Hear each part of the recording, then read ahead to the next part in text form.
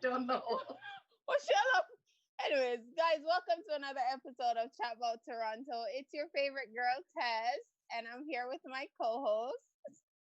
This is Miss T. And it's Mel Black Rose. And this week we are joined by the lovely personal fitness trainer, Cam, who's going to be giving us some tips and tricks and advice on how to manage our finances. Welcome to I almost said welcome, Tess. Welcome, Cam. Welcome. You want to welcome me? Our show. Welcome. Boy. And people don't know, this is actually a special show because Cam has actually been listening to Chat About, I would say from when we started, and she has pretty much supported almost every single show. She missed some, but she got a blind, but she's been there and she's supporting. So this is like so amazing to actually have a viewer come in as a guest. So this is amazing. It's thank you. I appreciate it. So my name's Kamille.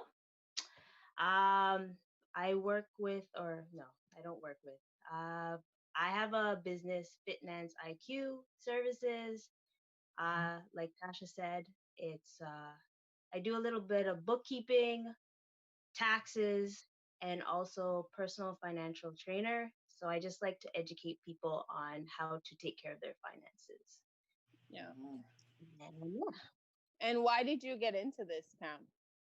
Ooh, good question. So I went to school at Ryerson for business commerce. So I wanted to ideally be an accountant, but the day I actually did auditing was the day I said, yeah, I'm not doing accounting. This is not for me. I used to do it. I did auditing once. Why? What's wrong with it? What? Auditing is just so dry. The professor was the worst. I just couldn't. So I was also doing finance at the same time, and I switched over to finance. So I switched my major to finance from accounting.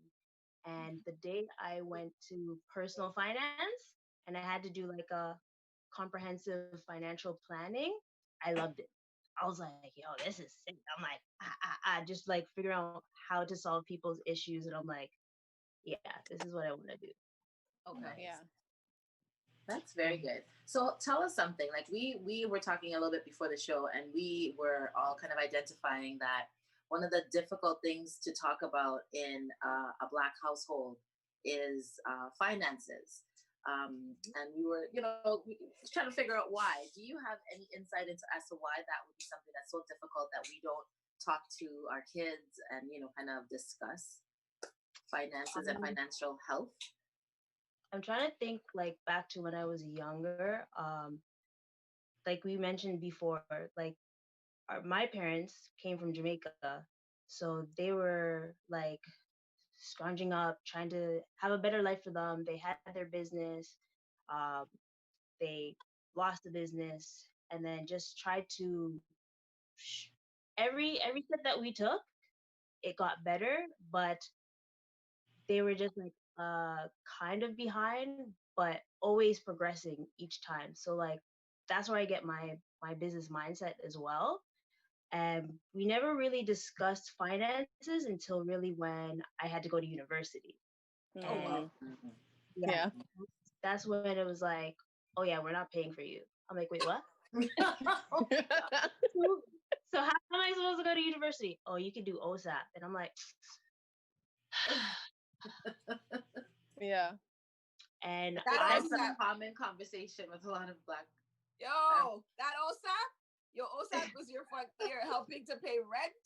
Sometimes you're dropping a little change to the parents too once you receive it. So it's not, the OSAP is not, back in the day, the OSAP wasn't for you at all. Right, it was for everybody. It was for every house. I think unless you lived on your own, your OSAP was for everybody. True. And I think even with OSAP, when I went to school, it was like only enough for my tuition. And then like I had a little bit change. And I'm like, oh, what am I supposed to do? My parents were like, you're just gonna have to figure out, you have to get a job and everything. Job. Yeah. So like throughout the years, I just said this is too much. I'm like, why didn't I learn these things? So there's like some of the classes I was like, my parents never taught me this. And even when I went and lived abroad in South Korea, that's when I really got the taste of like kind of being independent, financial. I was like, what? I gotta pay these bills. All right, it's cool. I can pay these bills. Softing. But ideally I had to learn everything, and then my parents were like, yep, see, that's what it's about being an adult. I was like, okay, I get it. Yeah. We get those hard lessons pretty early, right? Yeah. You have to learn the hard way. Do you think a part of the reason we don't talk about money in the Black community is because we take pride in being modest, and we kind of like see talking about money as kind of like a show off thing? You know, like, do you think that's why we don't talk about it? We don't talk about money. Like, to talk about money, it's like, you know, I don't know, like, it's not being modest. It's not a modest topic. It might be viewed as one of them topics. If you have a lot of money, then it's not a modest conversation. But if you don't have it, there's nothing modest about it. Like, yeah, I feel like it's I feel like our community likes to keep personal, like it's like secrets have to keep, it's like we keep these secrets so personal. It's kind of like you don't want to chat your business to anybody. And sometimes when you don't really know something, you still don't want to chat it either, because you don't want to show anybody that you're failing. I feel like our culture is always wanting to show people that everything is good and we work hard and it's up. But we don't really want to like talk about the failures and things that, you know, could make us better. Or even when we don't even want to beg people. We don't ask nobody for help. Nobody, why, man? Like, we don't, sometimes you ask them, like, oh, why do I need to beg this person for help? Like, you know, like those type of things. So there's a lot of things, our ego, I don't know, but I don't think it's modesty at all. I don't think this. Go ahead, Cam. Sorry, I don't think it's modesty, because there's a lot of people that love to keep up with the Joneses too. True. Like even just the other day, my dad's like, you know, we have to make sure our place look nice. Them have to see the grass how it look nice, and I'm like, I could care less about the grass, but I was like, all right, cool. But also, I think a lot of people try to keep their finances a secret because they don't want also to be have beggars. Because I don't know about you guys, but like family back home think we're rich. Yes, you live off foreign, you're rich. I remember like 5 or 6 years ago, my aunt came to my mom, yeah, beg you the iPhone, and I was like, oh. I was like, Ma, you don't even have an iPhone, so why do you expect us to give you a brand new phone? And it's just like the perception, like they think that you're rich, so people actually try to pretend. They don't talk about their finances, so they're not perceived as a certain way, but at the same time you're also trying to show off, and it's like a balance. You got to keep a balance. Like I try to keep a low-key balance. Yeah, like, I think there's two things. I think there's people, like, I think in our community, we don't want to tell anyone if we're doing well, because we're afraid everyone's going to come with their hand out. So a lot of people keep, if they are doing well, they keep it to themselves. But then I think there's a lot of ignorance around finances. And I think, like, even in the household, we don't even talk to our children about managing their finances properly, right? And I think it's because they themselves did not know how to do that, right? As you mentioned, we all have immigrant parents, right? And so coming to this country and just kind of learning for themselves how to manage and how to cope. I think a lot of our parents were just making ends meet and you know, learning a whole new system, a new country, a new culture, a new everything, but not really knowing all the ins and outs, not knowing all the things that are available to them, not knowing all the different grants or business loans or whatever that they could possibly have taken advantage of, right? So I think there's that. And then, like, when it comes to credit, I think there's also been a miseducation about credit too in our community. And so we have used credit as an emergency fund rather than a long-term, something that you need to maintain over a long-term period. We've kind of just used credit as you could get credit now, you just grab a card and you run it and you just use it as much as you can until you can't pay it no more, and then that's that. And that kind of thinking is always, you're always kind of outing fires, but we lacked the knowledge of how to maintain, how to build your credit, how to maintain good credit, how to use your credit to get your home, your first home, and all those kind of things. We didn't get that, and I think it's just because they didn't know. I think most of our parents didn't know that to pass it on. But now that we're learning these things, and we have people like Cam who've gone to school and experts that in that area, I think we can now see the shift coming. Right. Yeah. Speaking to our kids about money, Cam, what would you say would be a great way to introduce the topic of money and wealth to your kids? I think the best way is allowance. I used to have allowance when I was growing up. And I kind of knew how to hustle the allowance. Like, what do you mean? So let's say my parents gave me like $10 for the weekend or whatnot, but I still wanted to get my Archie comic. I'd be like, Ma, can I please get that Archie? But you have your allowance. I'm like, yeah, but I'm trying to save this. I'm trying to stretch this money for a little bit longer. Yeah. And the book costs this much. Can you just slide in? Just please. But you also don't want your kids to manipulate you as well. Exactly. But I know what one thing that I didn't like when I hear people say that they have their kids do chores for money. I don't like that either. I don't like that. No. I feel that sets the wrong tone in the home, especially because when you are a child living in the house, your contribution to the home is your chores. Yeah. You're not bringing money in, and you're also learning the value of contribution and communal living. So I'm not paying my child to do chores. No, hell no. No blasted way. The only way an allowance is something separate. I'm gonna give you an allowance, but I'm not going to pay you to clean the bathroom. So what would be their allowance for? I'm just giving you. So you're just saying I'm just giving you $50 a week just cause, like, there's no reasoning behind it. Because sometimes when kids just get an allowance with no like work, or they're gonna assume that that's how certain things. Because I noticed that with my nieces and nephews, they were just getting allowance to get it. They didn't there was no extra work. So when it was time to actually do the work, you know what I mean? Because they already feel like they can get it because they're just getting the allowance. The first thing was nobody was getting $50 a week because that's what I'm about to say. That's a lot of money. I just used a random number. I'm just saying. I know, but I'm just saying, like, I would give Vaya an allowance, but her allowance was for her to have, especially, and she didn't get it from a very, very young age either. She got it like when she was probably closer to 10, 11-ish. And I would give her money because she was going to school. She'd want to buy things, little snacks. She'd want to, buy her little stupid little toys, all the little Kamagotchi, whatever stupid shit they were into at that time. So I was like, girl, I am not, listen, take a little money and buy that. Right? So, but I also taught her in giving her little $20. I would teach her, you have to put this much away. You could use 10 of it, but you have to put 10 away. Because when I give you the next set of money, you must have more money in the bank, or shut a piggy bank. You must put this with that. You know what I mean? So I taught her, I was trying my best to teach her about money at a young age, instead of her just growing up. Even with when she got credit cards and stuff, she grew up, and at 18, she decided she's going to get a credit card. So I'm like, no problem. I taught her how. I made sure to tell her about paying her bill on time, or not before early. You know what I mean? Like, I taught her all those things that I didn't have that education.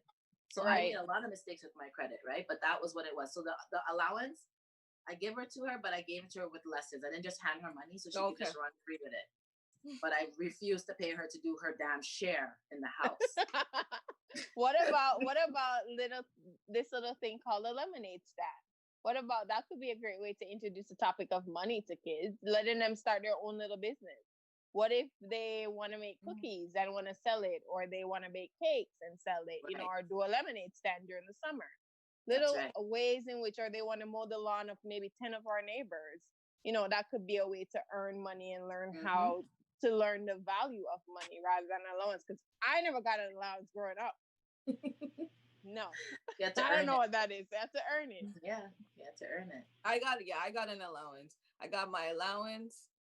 I had lunch money for my lunch, and then I would have my bus fare money. So those were like 3 separate money.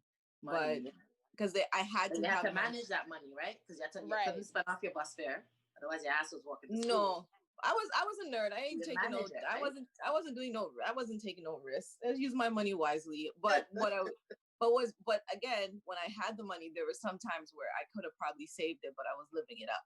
Do you know what I'm trying to say? Like, it's just, I never had that conversation. Like, yes, I knew I was responsible. My parents knew I was responsible. So they never had that conversation with me. But I would never miss my lunch, no word, but some extra money, I know I would use it and buy some bullshit. Like, you know what I'm saying? Like, I used to love makeup, so I always reach in a Shoppers Drug Mart. That was where all my extra money went. Shoppers Drug Mart. I wanted lipstick, makeup, eyeliner. I was like, yes. So we have a comment from Roger. Roger says we could blame our poor Caribbean parents who always said to us growing up that money was the root of all evil. True. That was something that a lot of Caribbean parents say that, and especially if you're religious, like you grow up hearing that a lot, that money is the root of all evil.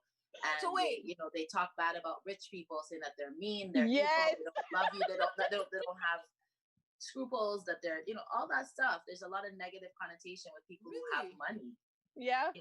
That's for African culture. That is like complete opposite. Like, you're broke, you're a loser. Like there's like your goal is to attain as much as you can. We saw rich people as the ops. Yes. Yeah. Seriously, we're like, you're rich. Like, you don't know what it's like. So like, step to the side. We don't want to talk. We don't want to talk to you. Wow. Yeah, like a disconnect, right? Yeah, there was power in struggle. If you come from the ghetto, it's just like, yo, you're there's so much power in that. There's so much power in that you have to struggle for what you have. So we developed a negative relationship with money. But that's negative, because it is very negative. And that's why a lot of people have very negative relationships with money, right? Because they grew up hearing these things from messaging from a young age, that money's the root of all evil. Like, I heard the same thing. My grandmother was a Christian, okay? And she was like, money is the root of all evil. You must not worship money. You must never pray to God for money. And all that. I was like, how am I gonna get it? Like, like that was a lot of the messaging that a lot of parents gave, right? So there's all kinds of stuff that people hear growing up. I think for me, what kind of turned me off a little bit about money was when I used to hear my parents arguing about money. I found that like it kind of turned me off, because it was just like, really, like that, like money can actually change people. Money can actually make you like hate each other over things that all you needed to do was have a conversation before. So I think for me at that time, I was more like, fuck this, YOLO. Let me get my 5. When I started university, I got my 5 credit cards. Remember when you first walk into university, they give you the combo deal. They're waiting for you the first day. There's like 10 of them lined up waiting for you. Listen, I took those vacations. I was just like, till like reality like hit me down. But anyways, that's so Cam. What does having money mean to you now as opposed to then? So before you got all this financial literature on your hands, and all this financial literature and all this expertise, what did having money mean to you back then versus now? Question. Before it was like a little stressful in a sense. It's not that like when Mel said that she saw her parents shouting or arguing and stuff, it's not that we had like that. It's just that we literally was able to, like, first how we were like scrunch up and like a bomb. Like we used to live with my grandma, like the 5 of us, just before we were able to get into the house. So I always learned like, okay, money's a struggle. Right. I don't want to struggle for the rest of my life. And so I'm going to have to find a way how not to do this. So, like, in a sense, my parents taught me, like, I learned from their mistakes. Mm-hmm. And now I see money as a tool. Like, as a tool. Yeah. Ways to do what I love, just traveling. Right. This year, though, but.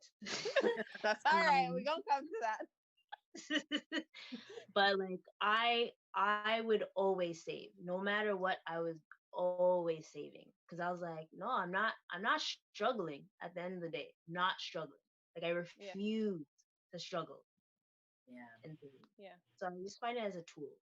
So all that changed just because of education, just by equipping yourself with the proper tools, essentially, to see money as a tool rather than something that you have to struggle with, something that stresses you out, right?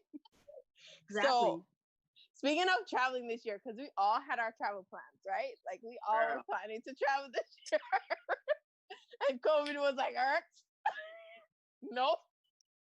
So, what do we do to pick, to get back on our feet after this pandemic? Because a lot of us took a real punch to the gut when it comes to our wallet. Like, how do we get back on our feet?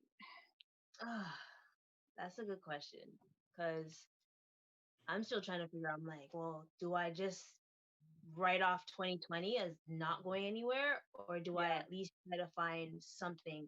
For sure, I'm not going to Italy. Like, we were supposed to do like a European cruise in September, and it was not even like, even still February, March. I'm like, no, I think we can still do it. Work. Yeah. I think we can still work. It's September. Like, how bad could this be? By March, my mom's like, yeah, we're not doing this, right? I'm like, no, not. Yeah. So I think the best, I would say, if you can't go abroad, like the Caribbean or Europe or anything, try to find things in your own country that is delightful. Like, I've never been to Alberta or Newfoundland. Maybe that's like an option because it might be cheaper to do like a road trip. At least you can use gas money and go for a road trip. And then you might even have friends like in different provinces or states. Right. I do. I have people in Alberta. So Cam, tell me something. What was one of the first things, like after you learned all your financial information, what was one of the first things that you did for yourself to turn your finances around? What was something that you discovered in your training that you were like, whoa, like it was a mind blower and you had to jump on that right away?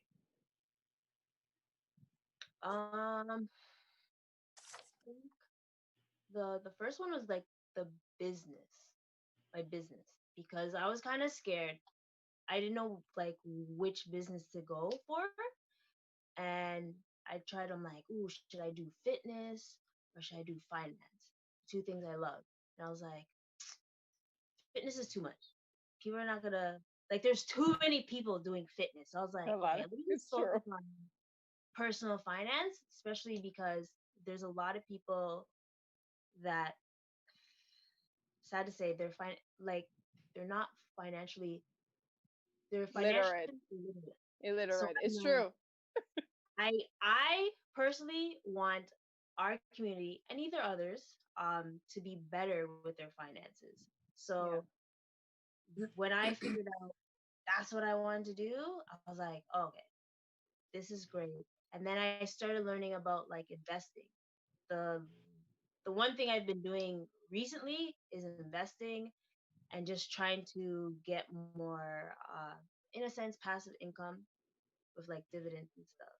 I'm not an expert, but I was going to say, do you do your own investing? Like, have you been looking at the market yourself and kind of deciding where you're going to put things, or do you have a broker who like advises you on where to invest? Or do you have your investments in autopilot? So, because I'm frugal and stingy, in a sense, I don't want to pay a broker, but I know I do have to learn myself. So I'm with like a do-it-yourself platform, stock platform. TD, I heard TD's good, but me personally, I'm with Questrade. So, and that's like with low fees.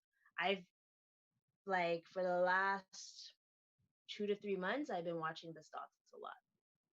Mm. And what have you been seeing as like what do you think is going to be like the next big thing that people should be moving towards, or that you're seeing trending right now, like things that are on the rise in with regards to the market? I think, like I know the other day, like gold and oil and stuff like that took a hit. So like where are we at right now? Any particular? So right now I'm looking at energy stocks. I'm looking at energy stocks. I'm looking at airlines. Airlines for sure. And anything that has to do with COVID. There are certain stocks that are affected with COVID, and I'm like, okay, so I'm gonna look at you, because you're either gonna keep going down or you're gonna go shoot back up. So what was something that was affected by COVID? Like what would be an industry or something? What? Airline. Definitely. Airline. But that's funny because the airline stock market didn't change much. The airline stocks were pretty high. They didn't go down for the hit that they should have taken. For the fact that nobody was flying anywhere for 4 months. So Air Canada, the one, like that's one I have. Air Canada was at like $50 or $70 like in February. Yeah. That is down all the way to like $10. They announced layoffs. So I know Air Canada was affected. They were announcing layoffs. But like I know like in the while it was happening, because I have a number of friends who do the same thing. They trade daily, and they were like telling me like the airlines are not moving. They thought the airlines would have gone way down, but they didn't. So I was like, how is that possible? But I guess they might have gotten some kind of payout from the government or something. Yeah. Oh yeah. But she mentioned they're affected. Sorry, they're affected with because there's buyouts with everything. It's like you have to watch it every day.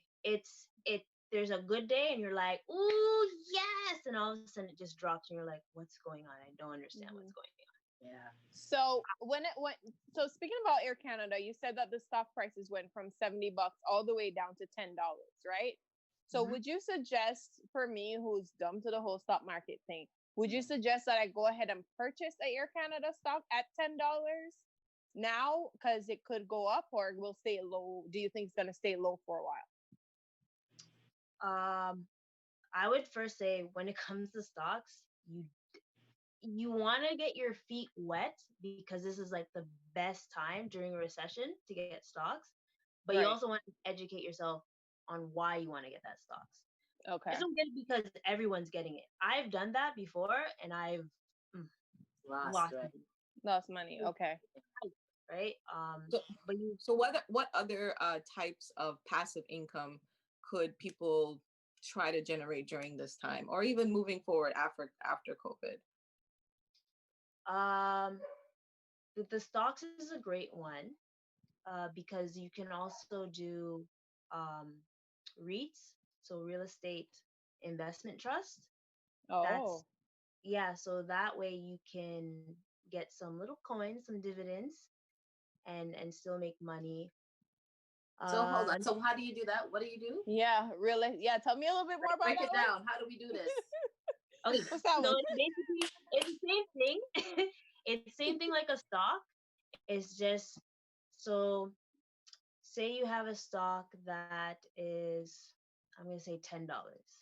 Yeah. But they have a dividend yield of 5%. Okay. Right? So you're going to get, and that 5% is for the whole year, but some of the stocks pay out monthly, quarterly, or annually. So me personally, I like the dividends because I just feel like, I'm like, okay, this month I got some money, even though it's not much, but you can reinvest into your stocks with that. So you're basically getting free money. Your money is working for you. So it's basically like like when if you're investing for the dividends, you're basically getting like a guaranteed payout. Like it's the smallest guaranteed payout on your investment. That's not small, but kind of, yeah. So what do you because I know someone was telling me about Wealth Simple. Is that the same type of company that they are? So a lot of people have been asking me about stocks like every day, legit, like every day. And I'm like, that's good. Yay, people! Yay, people! You want to get your financial literacy on. Yes, that's right. I'm proud of y'all. It's a new day. Sorry, we got some people to shout out. People literally want me to do it for them. I'm like, guys, legally, I cannot do that for you right now because I'm still working towards that steps. But I can show you which one to go with, and like the only thing I can do is give you advice. I can't tell you which one because I don't want to be the one to blame. Like, oh yes, you see Kamille, she told me about this stock and it just tanked. I'm like, no.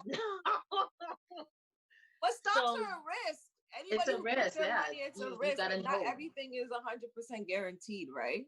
Exactly. You know what I mean? Like we pay like 100 or whatever sometimes to go out, or we pay whatever. We don't get that money back. So what's like, you know? But you shouldn't be afraid. If you're going to start giving advice, you have to be able to understand that people are going to cuss you at some point if they don't make any money. But you know what? That is going to be part of your job. You just have to preface everything with you're not guaranteeing anything, and no stockbroker can guarantee it, right? So you're no different. Like you can't. Nobody guarantees it. It's just you're just going off of their recommendations based on what they've seen, the trends, the patterns. You know, that's all you can do, right? Right. So we have some comments that we got to go to quickly before we jump in. So we have everybody's going crazy in the comments. So we had some comments. There's basically saying that they're talking about the tripping and the going on trips and stuff, saying going across Canada, go fishing. Richard says that Richard said stocks would be better because they're putting your money to work. I guess that's in response to the where to invest. Passive income. Right, passive income.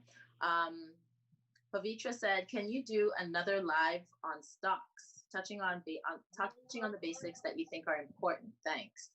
So yeah, we'll have to do that and get more detailed into like some investing. Yeah, right? I need some people that are like more have more expertise. Yeah, we can get some some traders. Junior, hi Junior, good afternoon. Omar, thank you so much, Omar. Omar says 4 beautiful black smart ladies. I think that's thank you, Omar. Really quickly. 4 smart and sexy ladies. Thank you. I love a compliment. I'm really doing this because I know who it is, but thank you. Yes. So thank you guys for tuning in. We definitely have to do this more often. We need to talk about these, real things and life things. So that we can. One of the things that I learned when it comes to financial literacy, like I have a lot to learn, but one of the things that my accountant told me to do was to pretty much get rid of my credit cards. So I have one credit card and I cut the limit down I had a $10,000 limit. I cut that all the way down to $1,500. And I literally try not to use.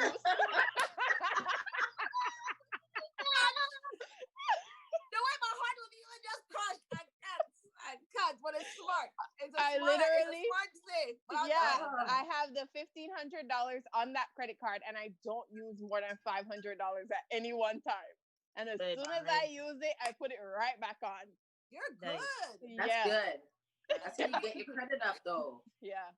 So I love that idea, but at the same time, as much as I don't like credit, you kind of knocked your credit score down with doing that. However, it went up because I had a line of credit. Because you have the line. I have a line of credit, so that I got a lower interest rate, and then that boosted my credit score. Like my credit score went all the way up because of that. Yeah. Especially if you're disciplined about it. With credit, you have to be disciplined. Yeah. Like the main thing you want to try to do, part of the credit score is having it less than 30%.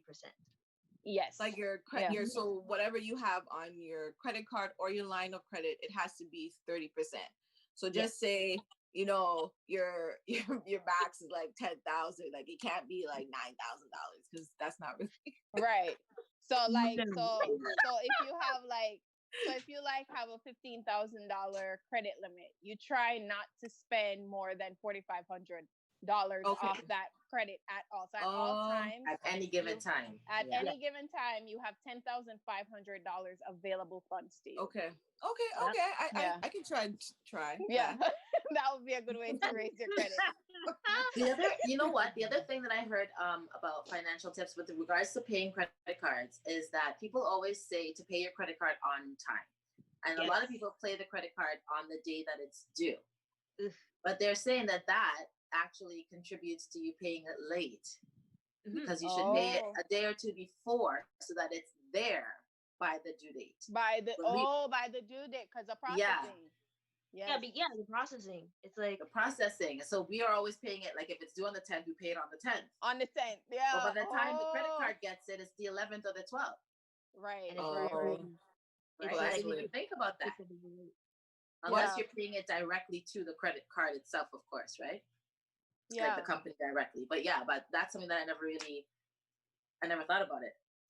Yeah. So because a lot of people have it set up through the bank. You just pay your bills to the bank, like, Oh, so you always have to make sure you pay a couple of days. Well, I always pay as soon as I get paid. I paid it. I don't even know what date it is. I just pay it right away. I don't have time. I'm not coming back. I know my personality. If I have to come back and pay, I'm not gonna remember. So as soon as I get paid, even if it's 30 days in advance or 20 days in advance, I just pay it because I'm just like, you know what? I was the reverse. I used to do stuff late all the time. I would pay my my phone bill and stuff late. I'd be like, but I paid it. Like, what's the problem? What's the problem? I paid it though. Like, I saw nothing wrong with paying the bill late. I'm like, but I'm paying it. So like, you have an overdue balance that you carry over every month. I'm like, yeah, but I pay it every month. Like,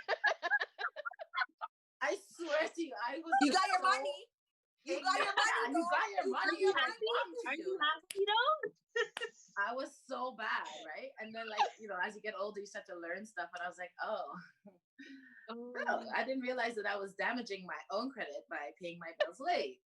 I'm like, as long as you get the money, you're good. Like, I paid you. Yeah. So, That's one thing you have to learn to pay it before, because that affects your credit score. That's one of the major ways. 30% of your credit score is depending on paying on time. On time. Yeah, I had no idea. Wow. Yeah, it's like a big factor. So what? Okay, so I'm just trying to have this. You're trying to process it. So, Cam, what are other ways in which we could improve our credit score? So, like paying on time, maintaining the 30% balance. What else? Doing what Mel didn't do, opening up like a whole heap of credits, because when so you don't want to inquire about a credit card all at once, because that will hit your credit score within I believe 2-3 years. They'll look to see, okay, how many times did you look about your credit score? And that could be your rent, that could be your job, that can be line of credit. Those things affect it's like a hard check over a soft check. So you want to be careful with those as well. And also how long you've had your credit for. Yeah. So like banks always love to throw credit products at you when they see that you're maintaining. Like, try to avoid those, right? Like, no matter how attractive it looks, try to avoid them. But if they come to you, they're not checking, right? They're not doing a hit. No. So if they're coming to you, you're good. Yeah. Okay. But if you're going to them, that's when they're like, we got you now. Okay. So we have a question from one of our viewers, Mr. Ashley. He has asked us, or to ask you, Cam. So it says, please share your insights in regards to Forex trades. Good work, Queen. Let's keep the edifying conversations going. Thank you. So do you have any information? I'm going to ask Junior's question next. Do you have any information to share with regards to Forex trades? Forex exchange is a very complex topic. It's like the third tier of stocks, and I'm still like going from the first tier to the second. Okay. Because Forex is like Bitcoins. If I don't understand something, I'm not going to invest in it yet until I've learned a little bit about it. However, there are people that make money, but you want to be aware. You want to be careful about these claims of like, oh, you can make $10,000 from Forex. Yeah. Like I don't believe in quick money schemes. I don't believe in quick money schemes. It's just in the end you're gonna get burned. Yeah. I don't think that's cool. So that's definitely a realm that you have to be more versed in to kind of dabble in and be successful in. Yeah. And there's courses to really understand. Like you can Google it. There's so many courses available for Forex anyway. And everything. Yeah. So one of the comments that sorry, go ahead. No, I would suggest that you do a lot more research on that, Mr. Ashley, before you even think about venturing in that. Because it's like really trendy now. Everybody's like, oh, you can make money from your cell phone. But there needs to be a lot more information on it. And what I don't like is you can make so much money yet nobody's really talking about it till you sign up with them. Yeah. It's funny because I went to this Bitcoin conference.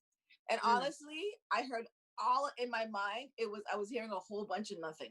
Like there was no, like, because me and my brother, we took notes because we really wanted to come back and talk about it to make sure that, this is, and everything they were saying, it was never there was never a finalized statement. Everything was just all over the place. Like, I know someone who bought a house with their Bitcoin. I knew this. It wasn't really like showing you like real steps and where to go and how to deal, where it's going to be. Like they predicted by now, Bitcoin would be taking over debit. So when I went to that conference, what happened? Yeah. What happened? Yeah, it totally didn't go the way they had according to plan. The only people I know who's profiting from Bitcoin is the people who are calling and telling people that they own a CRA, they own a CRA money, and how to get their money back, they need to go to a bank machine to give the Bitcoin to the people there. That's the only time I hear about Bitcoin. I'm sorry. I think in the future maybe something could happen, but the timeline that they predicted, the timeline is now, and it didn't really happen when they said it was. Yeah. So now everybody's looking at Bitcoin side-eyed. So it's like a loon right now. Bitcoin is like a loon. Like, who are you bringing two people to what? It's one of them type vibes. So sorry, Cal, what you say? Those quick schemes. I know crypto has its potentials because like what Nipsey Hussle was even talking about it too before he passed, that he was just trying to educate himself about crypto. I think maybe soon it will be the future progressing, but there's something about everything being online that scares me. Especially with hackers and technology is just going up. It's just progressing so much. You just got to be careful with what you have. Like, always still have cash, no matter what. That was one of the comments that Junior made. Junior said that Forex isn't much different from crypto, especially if you understand the trends. True. So the same laws apply to an extent. Crypto is just more volatile. And Richard wants to know, is 709 a good credit score? It's of pretty course. good. It's great. That's good. Fair or good. I think anything over like 550, I think they said is fair. And like, so heading up into like 7s, 8, 900s, you're pretty good. 900s, pretty good. They will look at you better if it's 700 and higher. Yeah. Oh, okay. Right. If you have like the 550, they'll be like, right. That's where fair starts. That's where fair. I've been trying to get mine to 800 and I can't do it. But I think it's because of those 5 credit cards. It's fucking me up. It's fucking me up. I can't get to that 800. It's fucking me up. It's your blood clot credit card them. Get rid of some, please. No, I got rid of. They're all gone now. They're all gone. I paid them all off. I only have one credit card, but I think I need two. I think in my heart I need another one, but you don't need it, Mel. You don't need it. I like to spend. And the thing is, I have become more financially responsible because I had to. For me personally, I had to learn financial literacy at some point because when I got those 5 credit cards, then I was paying for my own school with my own staff, right? And then I moved out on my own. And then the big time paying job I had, I went back down $12.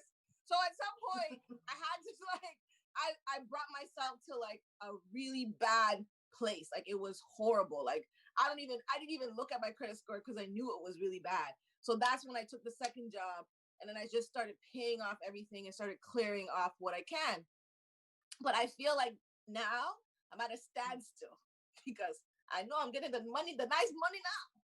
So I'm not having the same kind of hustle as I had when I was trying to come up, So what advice could you give someone like myself who, when I was in struggle mode, it was easy for me to be able to be more financial, like be good with my finances. Now I'm a little up.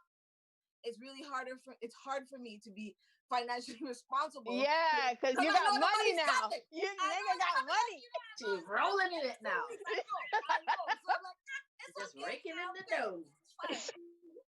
So ideally, what you would want to do is think about the past in a sense. Because just like you said, you were struggling, you were at the back of you're like, what else am I supposed to do? Yeah. You want to, I always tell people, have a budget. Have a budget so you're able to not going back to that struggle, because you basically have money saved for a rainy day. You basically have money that this is where it's going, or the bills that you have to pay.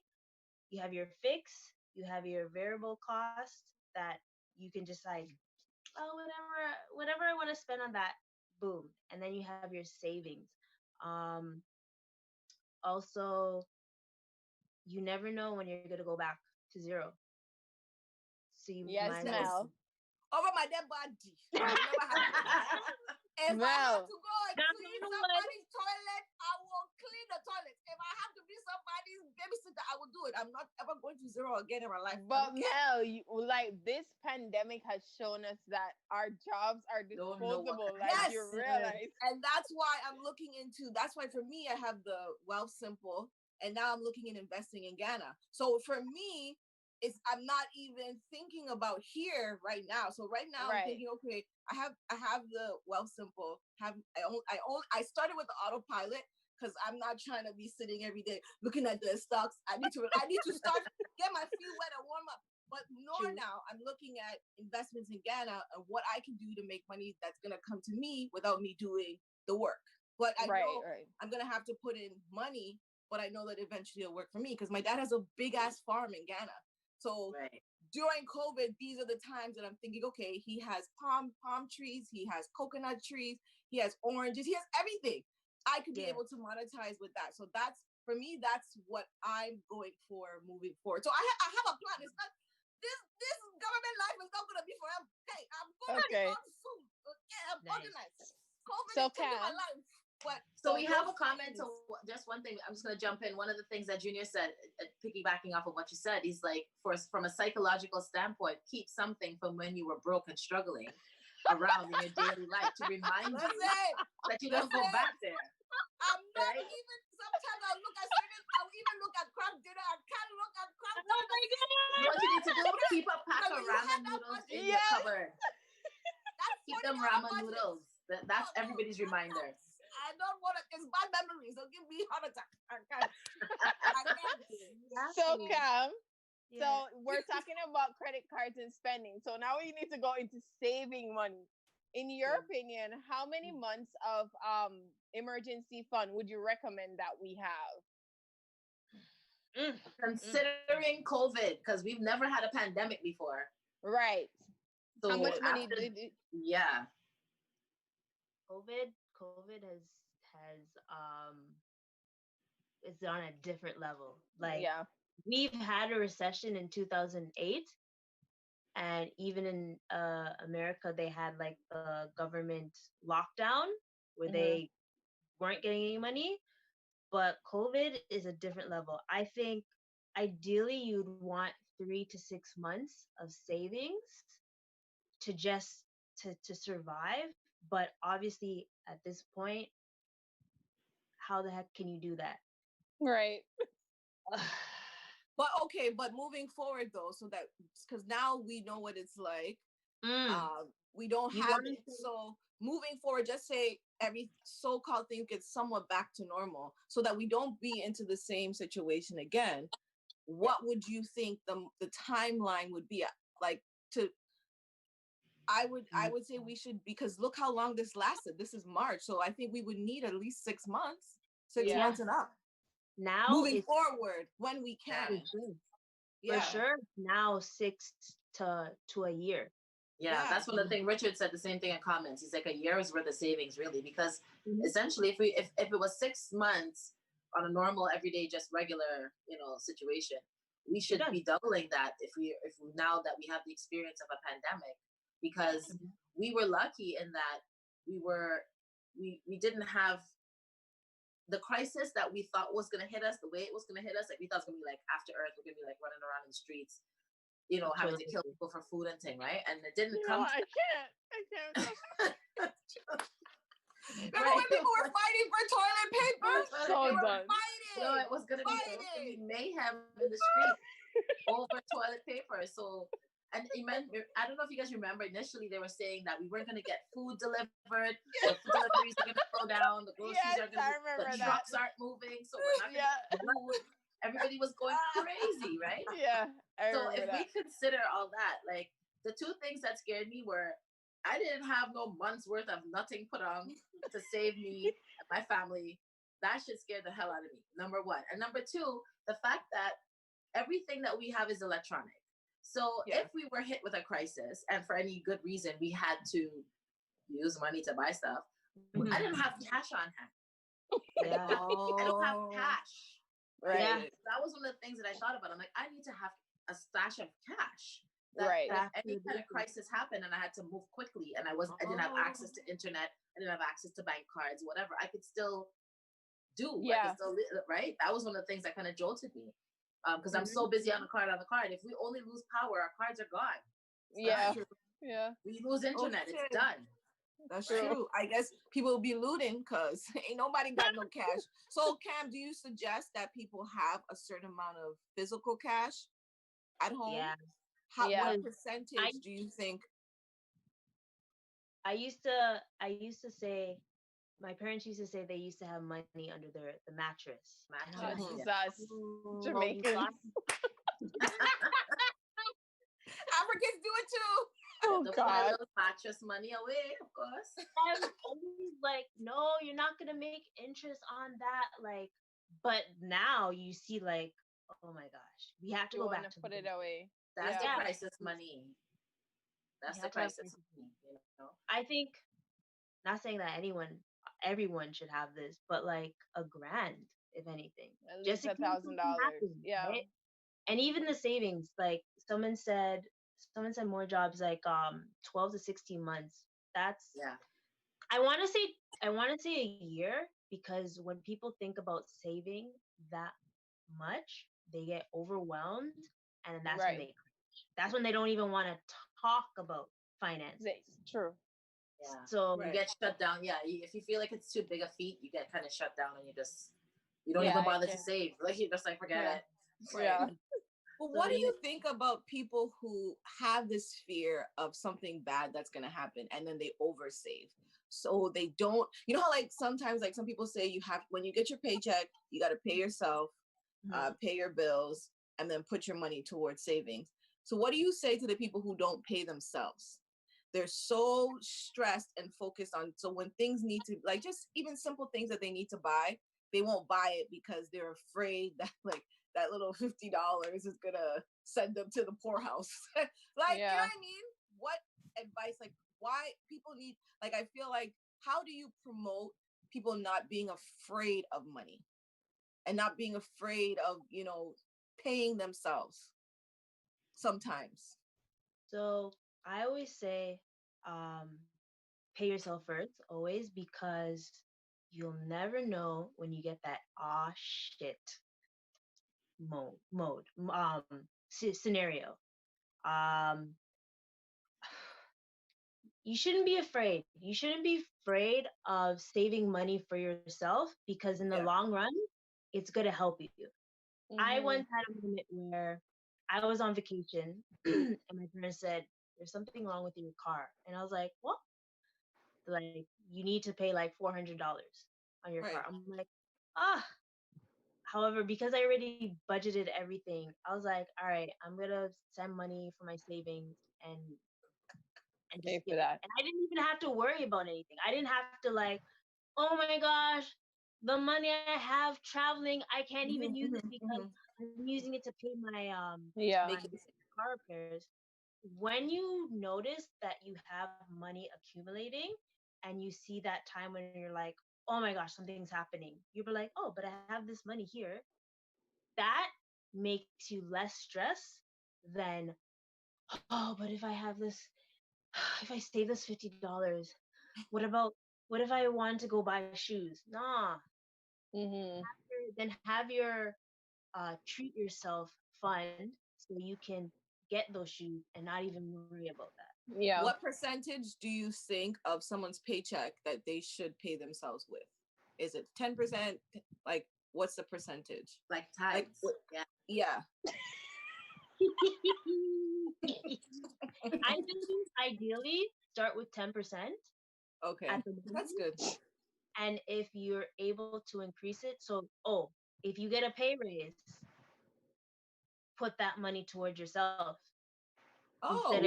Instead of spending it on someone. I don't want to call people out. I remember someone got more money and they started spending like, oh, I'm gonna get this, and I'm like, whoa. Yeah. Dude, like, I know you want to do this, but try to do this first before you do that. They didn't listen, lost their job, and I was like, yeah. So now that you have that hard lesson, are you gonna consider, like, when you get more money, don't think about all the stuff that if I can buy this, I can buy that. No, you got to think about yourself first, and still pay yourself first. Yeah.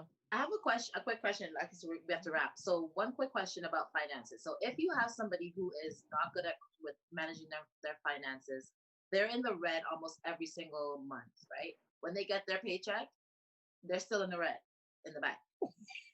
How do you get?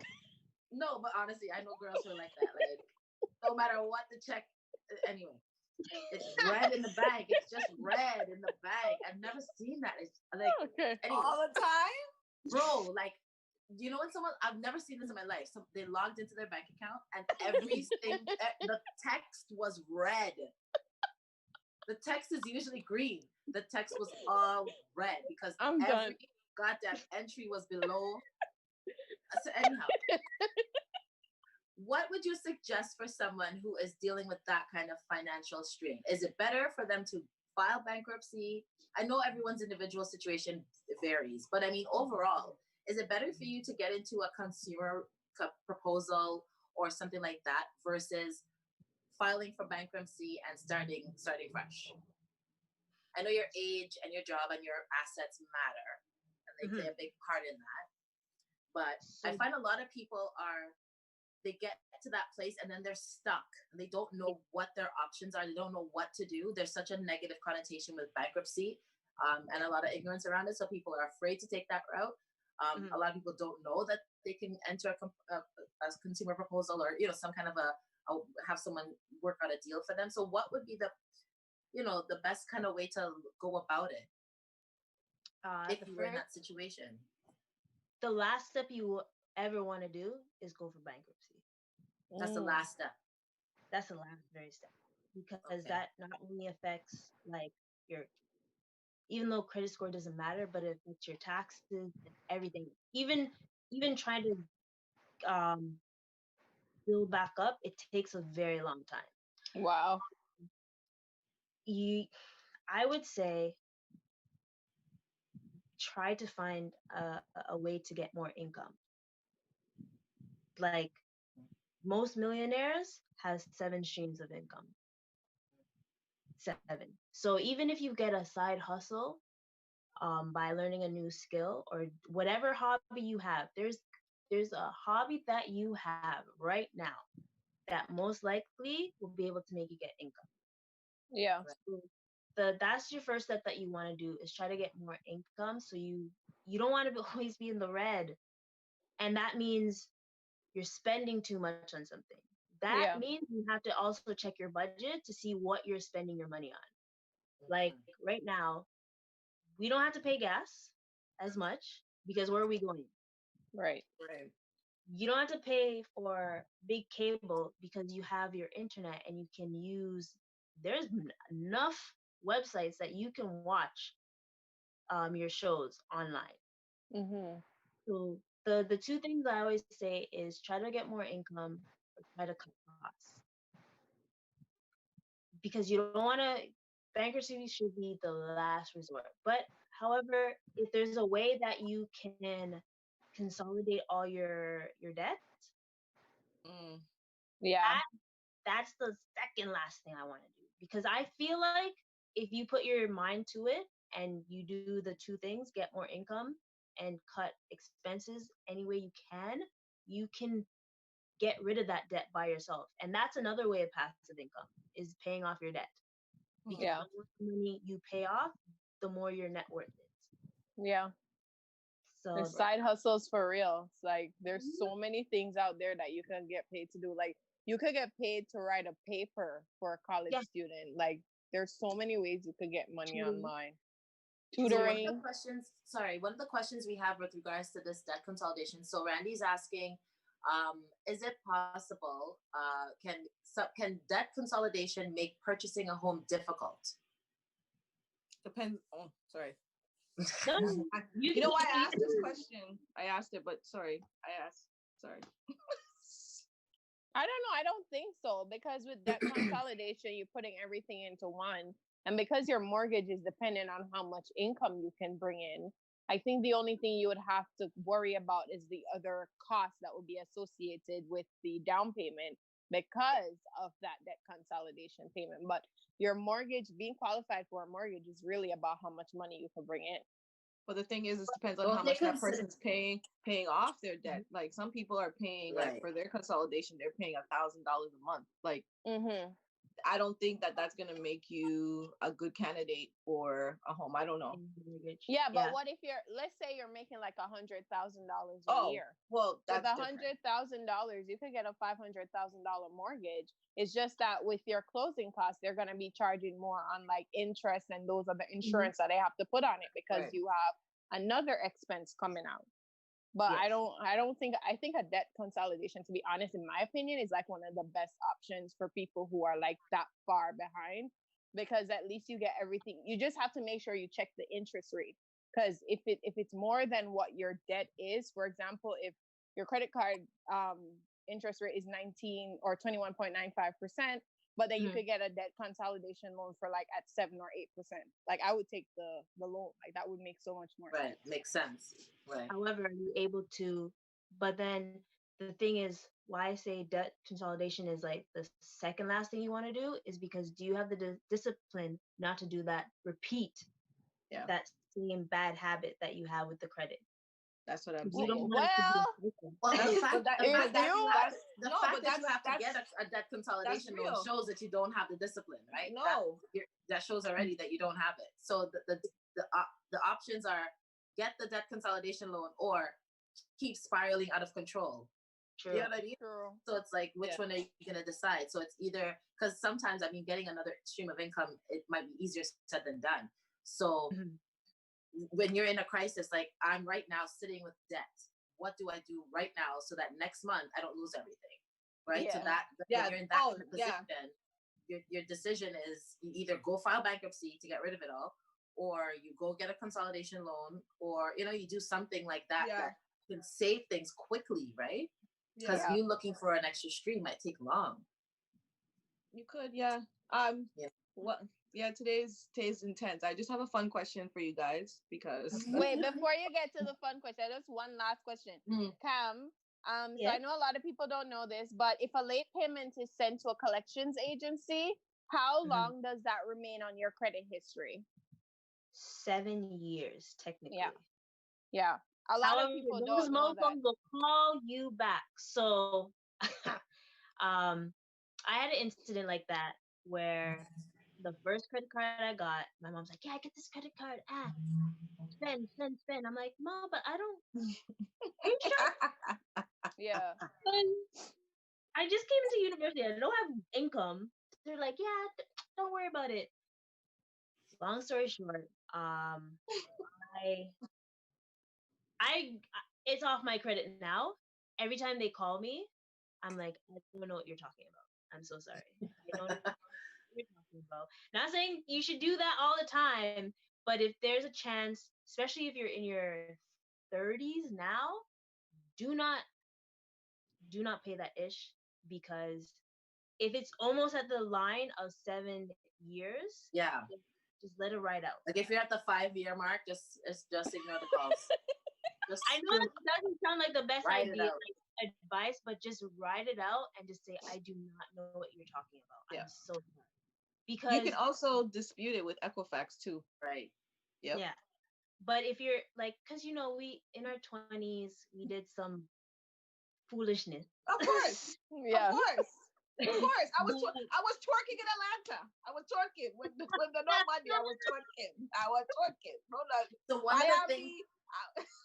one of the things that Junior just said too is like the loophole is to pay whoever the debt started with, and that it nullifies what was sold to the collection agency. So you pay the original debt of what you were owed, or whatever you owe. How about they don't accept it? Will they always accept it? They have to. Settle. The settlement. I didn't know that. Just send it. I didn't know that. But thank you, Junior. If you pay it. Tony Ann has also said that it's not how much money you make, it's about how much money you keep. And I think that was in regards to the mortgage. To getting the mortgage and keeping your finances in check. So Cam, guys, what were you gonna say? To the end of this. I know Cam was gonna say something. Oh, sorry, go ahead. However, if you do, so like I said, 5-year, write it out. But if you pay it again, that goes back on your credit score.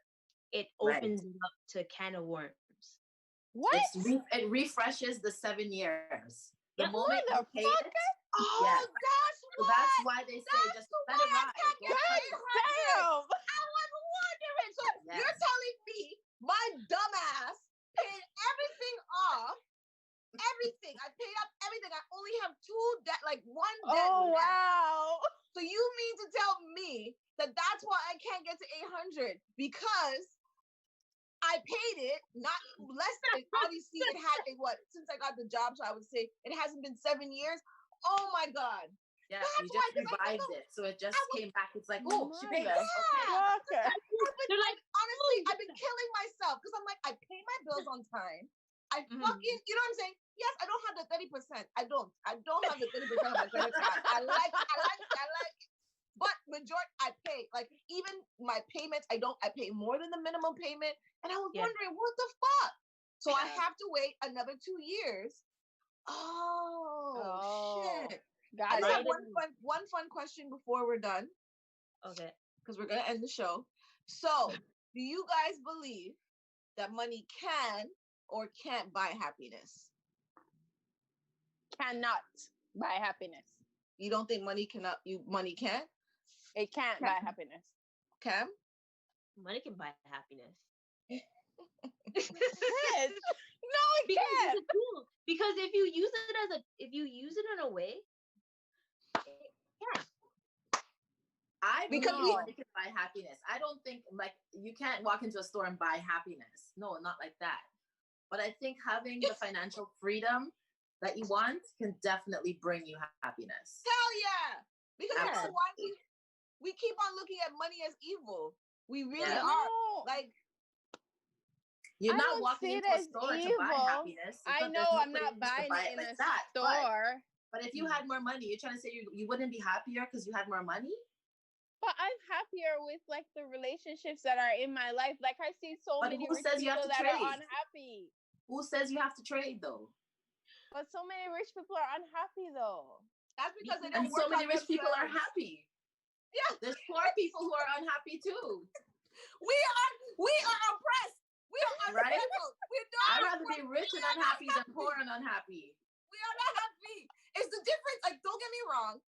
I have gone to villages in Ghana where they don't have much, but they're happy. They're happy. Right. However, they're happy because they don't know anything else.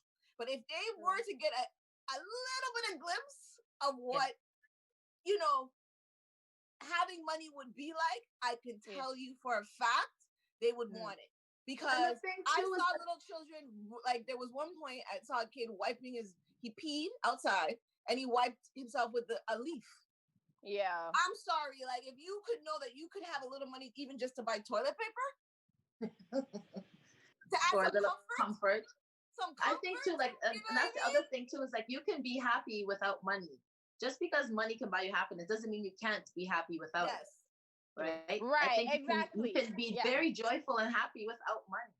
Sure. So it's not one or the other, but can you be happier? I agree. Yes, you can be. I know for me, be happier in a band. Money and stern. I'm good. Hey, if I had the money, when you guys see the photos in Bali and Fiji, I would just be smiling. That's all the pictures I be posting, I'll be in them. No, I'm not taking no photos. I ain't taking no photos. Junior says, I'll be happy in my mansion with my daily rented friends. Trust me, Junior, okay? You already know. Whatever. Maybe you know what? Maybe, Tess, you just value life better. It's different. It's a good thing. It doesn't necessarily mean that it's bad. But me, I want the cash. I want the floor. I want you to rain down on me. Rain. Right? Me. You girl. I want money showers. Well, you know what? It's just that money can create experiences as well.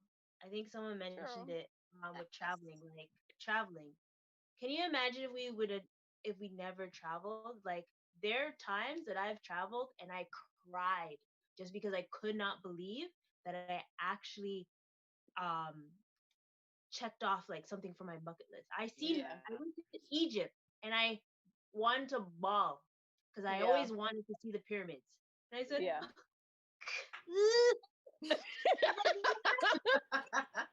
surreal. Is this real life? Like that's the type of happiness that you want. Yeah. Right?